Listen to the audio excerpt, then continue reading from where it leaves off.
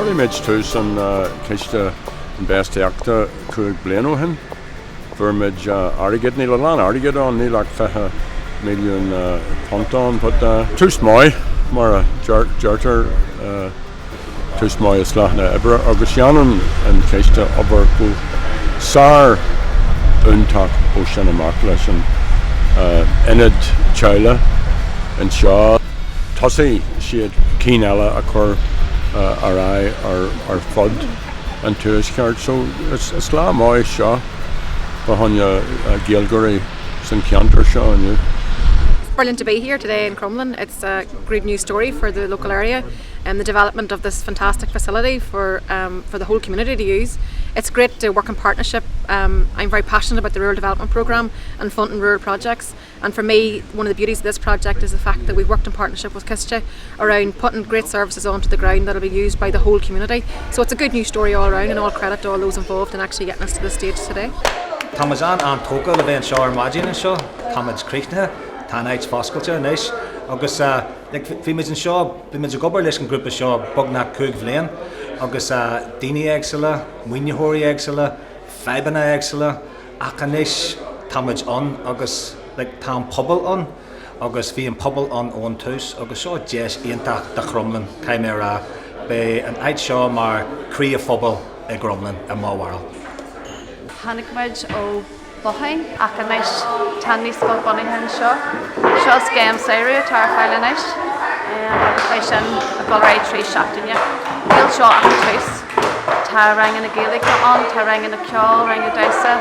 Is táid a géiríonn pobl Gaelach a bhaile isteach agus an teanga chu hancin. Glach sé chuid mór blianta bhí faoi próiseas an ní hocail an tálaí ail ach le codí ó Ciste agus Gró Jerry Lynn.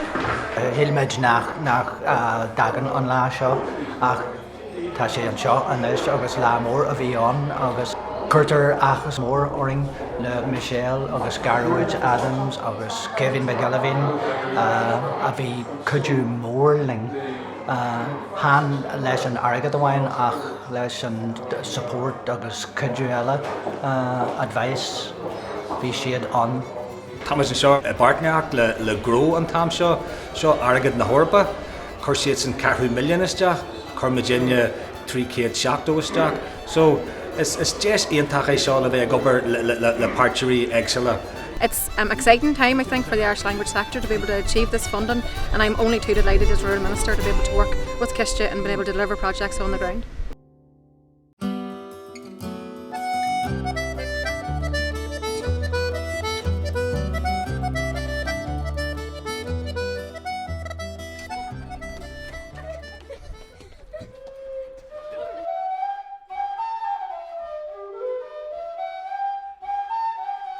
Well, seo muid in san Sean Wansa, acadú ceol Cíhín Ó Doherty, agus hána bhain gur forbairt ionta go híomh ceol tradiisiúnta de, ach seo tarú ar chud den obair atá Ciste Infheistíochta Gaeilge dhéanamh, agus an rud atá Ciste Géirí dhéanamh ná daoine sprágu chun gréasan de cultúr lena trasna na sé condaí, agus anna tealaí Aitigi bhfuil Allen tradiisiúnta agus ahanna a clachtú. Agus hánig Ciste amach as rud a Harlan ar a bhí muid tógáil cultúrlaí canan, hart fa javílas a seacht, agus dúrú le forras na Gaeilge, nach féidir le airgad cabbaidil a churas deahans na sé condaí. Agus bhí muid innear ná ar brathir forras chun codúlinn. Agus teachta maithas an cinú a rinú an sin, agus rinú an cinú sin ag díceall in san tuaisceart. Thachraí muid ar Ciste chur le chéile chun an bharna sin ó híomh forbairt cabbaidil in san tuaisceart a líonú. Tá cinál fí seo gin go méid gréasan de cultúrla na trasna na sé condaí, agus tá muid gan gur learscoil, agus tá muid irí deanú cinse go bhfuil ionad Gaeilge in ahan ceantar. Agus glacad sé couple of blian hon áid se orbert, but tá muid cúig blian ar an síl ag an puinte seo. So de réir chéile tíon muid an teach le chéile agus áitigí mar seo á oscail suas agus a chur le síl na Gaeilge. We opened the doors in September and have programmes running now and programmes to be developed. Ultimately, we will have a range of programmes from early years to practitioner development, schools programmes, community music programmes, and also we're creating pathways into third level education. So those are kind of the plans for the future. We're getting ourselves embedded in here now, and then we'll officially open in February during our International Music Festival. Tonight is the night mostly where we have our young musicians, they come together on a Tuesday night. And Thursday night then we have adult music classes, same thing, a range of instruments. So at the minute Tuesday night and Thursday night are busy nights. And I think it's great when you're here and you see a buzz of people. It creates a great atmosphere and people enjoy that buzz as well, and they've got the building next door, parents are in there having a cup of tea or a cup of coffee and socialising, and also being in an Irish language environment, mixing with the students who are there from the language classes. So I think it's about creating a community of people that are immersed in Irish language and culture, so this is a great contribution to it.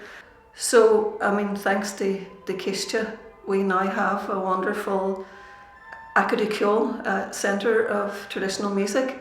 I think not only have they allowed us to preserve a listed building that was on its way to ruin and to refurbish it and keeping with the architectural heritage, but to create this centre of excellence for traditional music to take the leap forwards that it needs to do.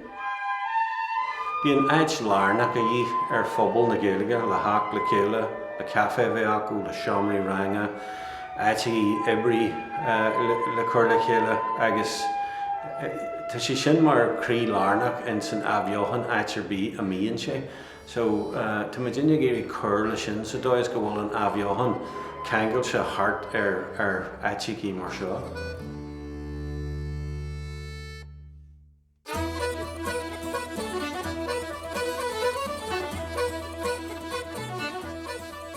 Well, is mise an Dr. Art Hughes, tá mé caithirleach agus má cóhhainithóir de Common Culture of Agrachtan.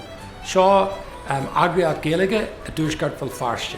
Go bunasach inis, gach blian an príomhat atá agin ná an scoil saoirí.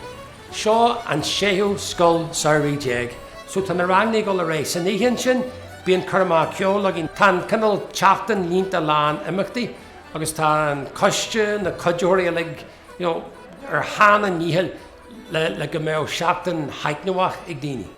Ribh seo bhí teach amháin agin, an sin an nuirí tháinig seans iontach an bailach. Bhí cumann iarscolaí na mreichre Ciste, bhí club acu a dúsgart fel farste, ceithre haach sreithe. Tháinig sé sin ar an mhara acu. Agus an sin, luairmid le Ciste Infheistíochta, agus nuair a bhí Ciste Infheistíochta sásta dhéanamh ná leachchud den orgnú seo, Jones a thuirtúin le seo ail. Agus nuair a bhí an, tá teachagin agus táid a dhéal sin agus an sin icimid éasat fásta a fuairmid ó Ciste Infheistíochta rá. So ní hocalan bogu a dróir bí gan an codú sin as ón Ciste. Tá a bhád níos mó himachtaí ar siúlagin sa teach seo, tá rangan na Gaeilge go le rá ihe luan, ihe bhairt, ihe céiring agus ihe ardain. Istéan tá clubóige arachta login, istéan agus tá rangana a rihan lei cumáin. So tá spás agin inis na ceolcarma arachtal cumáin, so bíon imachtaí fi ihe arne login an seo agus tá sé just jazz ar así a bheith agin na himachtaí seo arachtal. De réir a chéile, be muid a tógáil agus a chur leis an méid imachtaí atá seo, but ar a léad bhir seo baile don na Gael a dúsgart fel farste, agus ní bheith muid abalta an spric sin a bhain se má gan an codú agus an cóibrú ionta ó Ciste Infheistíochta.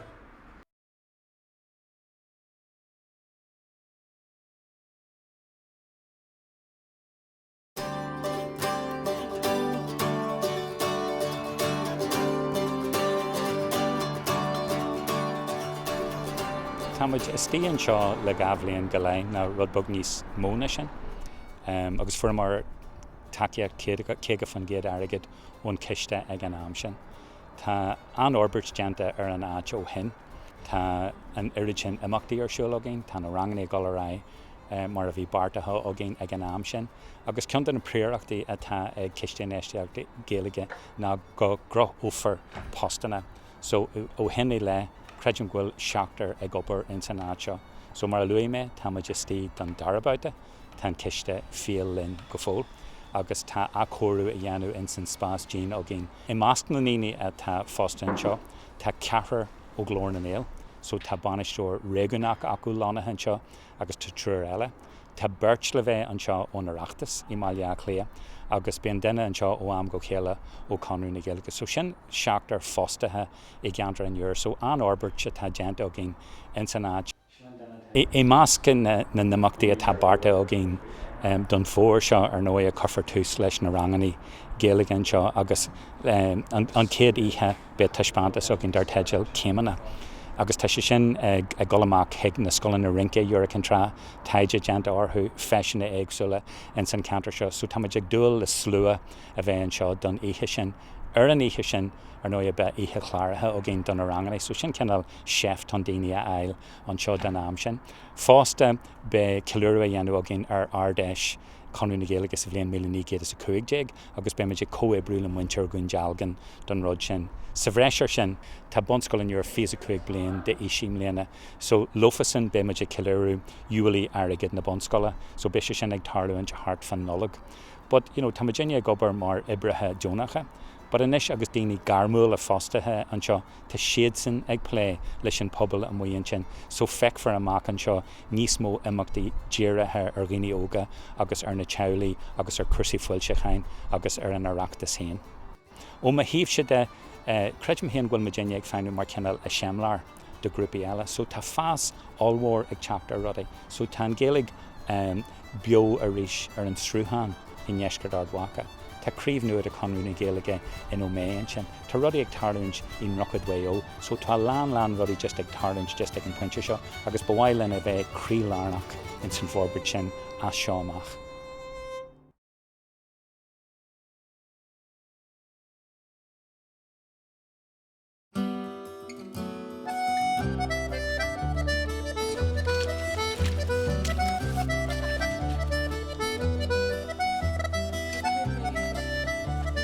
Fáilte roimhigh go léir inniu gotí mai dálaachta, agus tá muidir go leans den slí fiúdaí inniu thart ar an hiúthír do bhaite faraiste bháil na scríne in sna spéirní.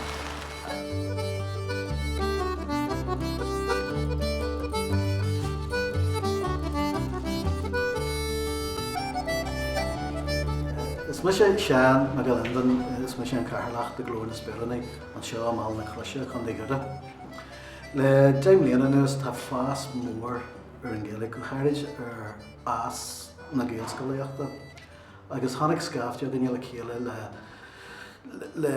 le Lord ceandáid a dhéaglann an Gaeilge go chóir go dtíon céad level eile. Damsí muid sin áid seo, hí an áid seo fálaí a fé beidir 3 bliana roimh sin, agus bhí drachrad ar an áid agus thuaimid hiag Ciste Infheistíochta agus tíormuid deontas agus buas na dírílan. Ach go bé an Ciste sin ní bheith muid abalda an áid seo oscailt, ní bheith muid abalda an áid seo choirí a chorbaí. D'oibre siad go maiid linne, bhí siad ionanta codíthe, tá an áid ionanta orna don éimenis. Ins na trónantaí bhí an ranganí Gaeilge a bhíine ranganí do glán ólamóí, daoine nach bhfuil Gaeilge orad is fácail acu, agus bíon ranganí an do gine bhfuil Gaeilge breiste acu, agus ar nóid a Gaeilge tá ranganí an do gine bhfuil Gaeilge waithe acu, agus a bhí géirí snásachar a gcuid Gaeilge. Comáide sin bíon leachtaí is tíon seo fasta, leachtaí ar stair na héireann agus leachtaí cosla sin. Cúpla seachna hen bhí Carlan ceol a bhíine Carlan Jerry seachna ceol, bhí codhúir páistú freastal ar sin. Tá planan a bhíine grúpa drámaíochta a bhhain seo, be sin ag tarlaí tásúla bhíine ag tuis na mísa siúgaí, agus go luas a bblion nuair be cóir ná an Gaeilge agin. Tá oberhór deanta ní taobhstíad a chreid bheith ach tá chudhór le deanna óginne. Ba bhailean beidir taras géalteachta arachtal, beidir deirí seachtaine díon cursaí arachtal a bhíní. Tá muid ag smaointú ar cursaí taras arachta mar tháinig sibh hana fian tá sléifte amíonn sin agus tá rúna gonne na sléifte sin a úsait mar hiúlóidí dúilre agus mar hiúlóidí teirigh agus réí cosla sin. So sin chud in na plánna tá gonne man seo.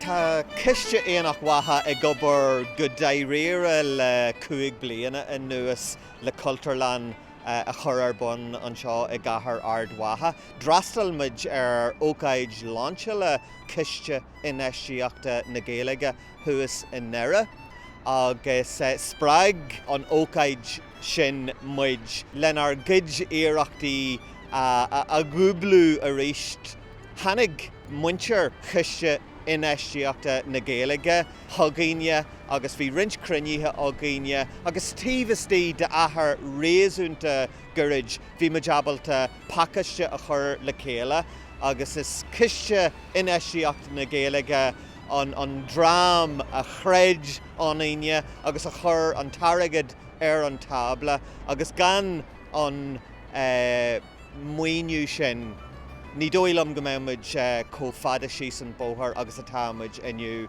Is buníthe ar an príú dheonta sin ó Ciste Infheistíochta Gaeilge a bhí éonach watha abalta muoinú a bhealú ó insí eile ar nós díceal agus ar nós cóirle chathair ardwatha an seo agus dheonta síbag ó Gaelin agus ón intíúas altach.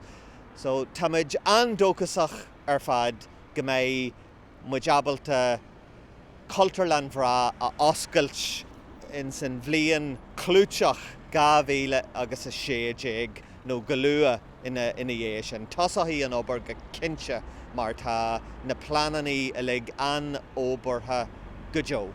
Níl le deanú a gine ach bogu a ré inis agus na conarthaí a éon tú agus táiseacht ar an tógáil. Bei ifigí an seo a gine san oragniú seo, bei siomra ilbhain, bei siomra do chuirmeach a cheol, bei siopa, bei cafélan bhig agus ar nóithe bei onad ólais dáhfuil ag tarlú is éal na Gaeilge ar fáil an seo nuair a osclaithaí éonach watha.